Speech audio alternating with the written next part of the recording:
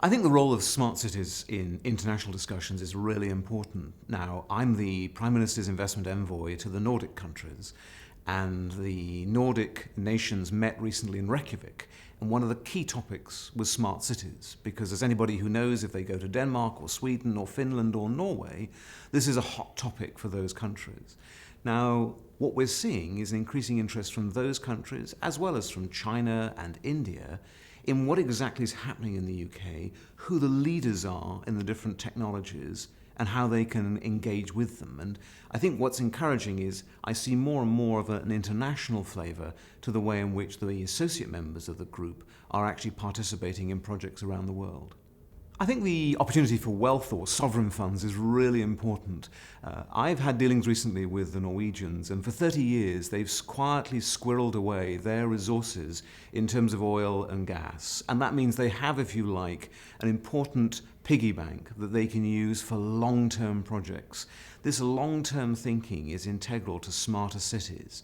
If you look at the investment in Crossrail, it's really about having a digital rail service delivered, not just something that is complete and therefore will start becoming redundant in 10 or 15 years. It's delivering something that actually is repairing itself, able to provide the sensors and the technology that enables that railway to keep up to date. And that, in a sense, is what a smarter city should deliver.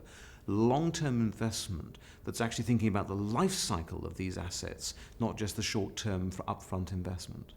The key thing for sovereign funds looking to invest in the UK is whether or not there's a long-term structure, a long-term decision-making programme. And that's what we now have with the National Infrastructure Commission.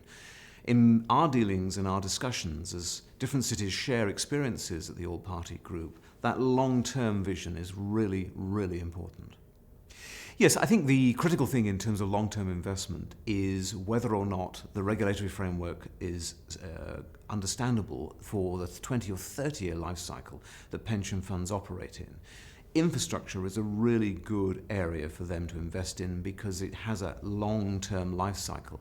So the chance to renew our transport, to renew our utilities, to improve our broadband, to make sure that big data is actually opened up, these are the big long-term opportunities that lie ahead.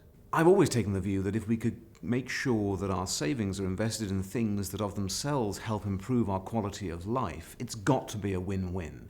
So I'm a big fan of government thinking about how it can best tap the long-term savings and funds that are there that are looking for a home for good, long-term, stable returns, rather than necessarily trying to go and secure commercial loans of that kind of investment. So for me, this kind of levering in of money that's already there looking for a home to invest in is the right approach.